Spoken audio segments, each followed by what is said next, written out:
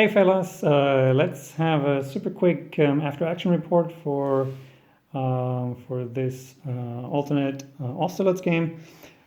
First, the feedback of the players that was twofold. First feedback was, why don't we use the same map as you are using? So the players never saw any of this. They had their own map. I sent it to them at the beginning. It was had a much smaller scale, so they couldn't see some of the topographical details. And I think they're actually right, because the game didn't have any option for topographical reconnaissance. So why have it in the game anyway? So next time I will just use the same map. And the second feedback was we often don't know where our troops actually are, which in itself isn't a problem, I think, because in these kinds of situations with the fog of war being very heavy, you don't always know where your troops are.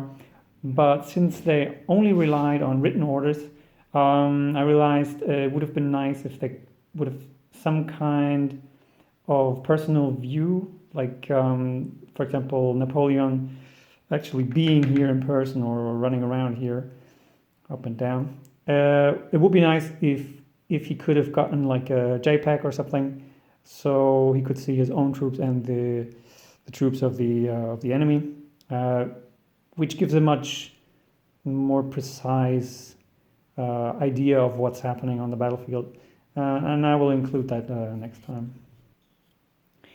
Next is the strategies. The French strategy, well, the French had to set up first. So Napoleon, he had to set up first, and he didn't know what was coming, basically. So what he did was he was defending these strong points, and with kind of second-grade troops, and have the first-grade troops in the reserve. So they could the reserve could either reinforce these strong points, or they could defend the most likely point of attack, which was the main road here, which actually which happened. So I think this was a pretty solid and textbook approach, which isn't surprising, because the Napoleon was played by a soldier in the German army. Something I saw on both sides when they were getting together their troops, they had a tendency to put the same kind of units in the same corps. So they basically had the guard corps, one guard corps, or one elite corps, or whatever. And that wasn't necessarily the case historically, and also that limits their adaptability, because let's imagine if you had only elite troops, and let's say there's another elite troop here, and you run into a situation where there's a flank threat.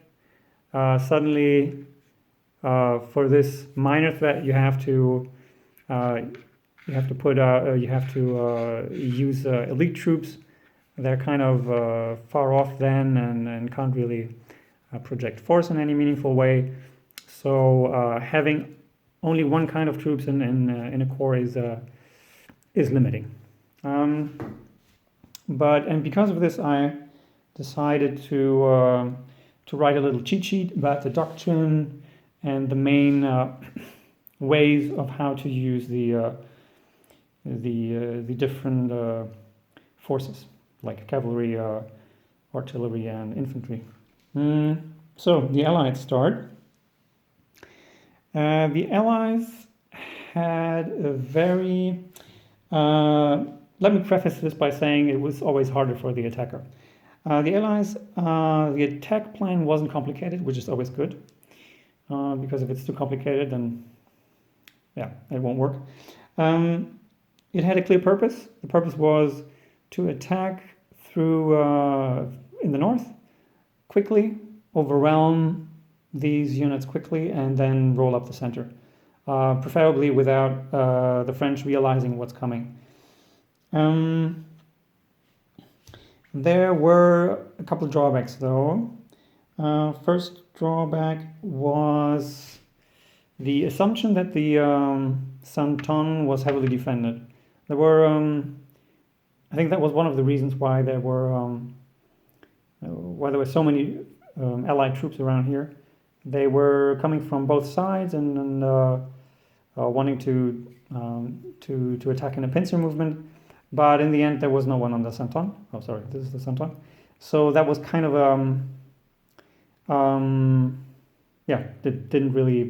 it wasn't needed, and putting so many troops in one area had the drawback to clog up the roads, right? They all had to take the same roads, and they lost a good amount of time. It's true they weren't detected immediately, but in this kind of situation where both armies know already that they're there, stealth. I don't think stealth isn't that important. So yeah, they lost too much time running here in two or three lines, one behind each other. What else? Of course, the gap in the middle. That was. I mean, I don't want to say this will never be. This might never work. For example, if it's part of a trap to lure the enemy in and then kind of encircle them, that might be a good strategy. But just having a gap in the open without any further plans following up is problematic, I think, for various reasons. First one being a flank threat. Second one was the more complicated communication, and that's pretty much it. Oh yeah, and also the HQ being here on their right flank. That's it probably would have been better in the middle, because then the communication would have been easier. Just a thought.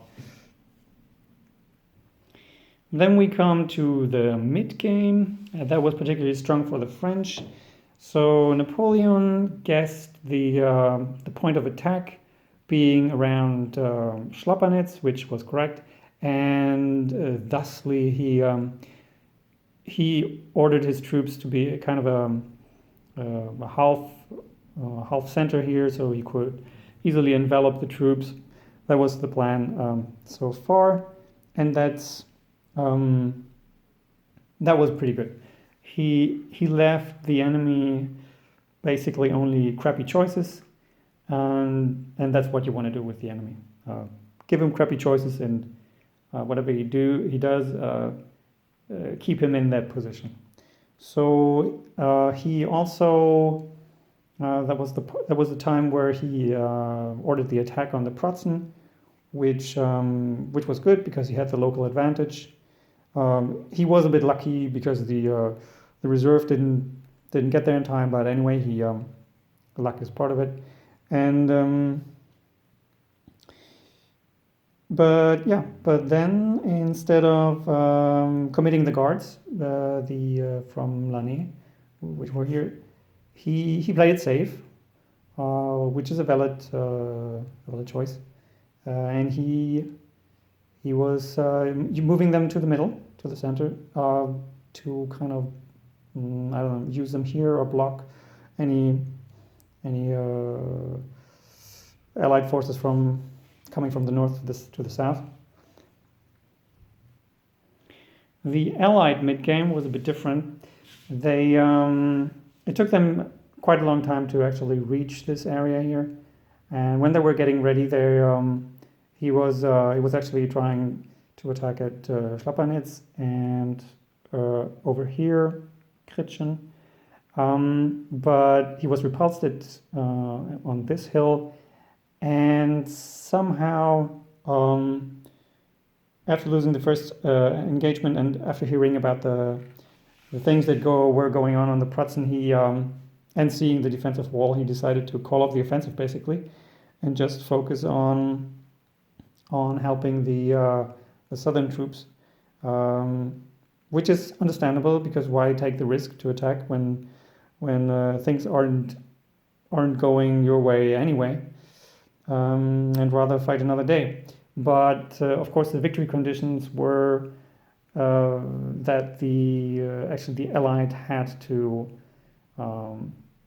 make some proper gains or rout the French in order to win. So that's that. Another thing was that the Allies, that Alexander had the tendency to send troops to change plans basically a bit too often, and that had, as a result, most of the Allied troops, or some of the very, very best troops, could never project any kind of force. They were either stationed too long at a certain space, or they were switching places. So that was one thing I noticed. And and then we come to the end game. The end game, and that was a bit weaker for the French. I think up until 1 p.m. Napoleon was acting very prudent and defensively, but once Alexander called off the entire attack, Napoleon switches to the offensive, and even though he's outmanned, and that deviation from the prior strategy came, I think it came because he wanted something to happen. There wasn't too much happening before, except for the Prutzen, and he just wanted to, as a player, I think he wanted a big bang. So he went to the offensive because he knew the Allies weren't attacking anymore, and everything was very nicely lined up and in place, and so it's kind of a sad thing if nothing would have happened. So I think that's kind of a psychological thing from the player. Yeah, I think that's about it for the strategy. It was very close, like I said, and both armies could have easily been broken. I was using the Napoleon's Triumph rule system, basically, with a few minor adaptations, but they still had their morale track, and believe it or not, they were both on 2. So, and for the changes for the next game, I will do a better briefing, I think. I will convey more clearly that the end of the game, which is when the night starts, so it's around 4 o'clock when it's getting too dark. Some players, they weren't really aware of it, I might have mentioned it, but I will make it more clearly. The victory condition, I have to convey that one as well a little bit better. What needs to be accomplished in order to win, and I think I will change some of the rules. I will introduce some kind of a posture system, because it was at times a bit too easy to move. For example, when the Allies had their forces here, they were about to attack, and then they switched, or Alexander changed his mind, and everyone was going this direction, and then south.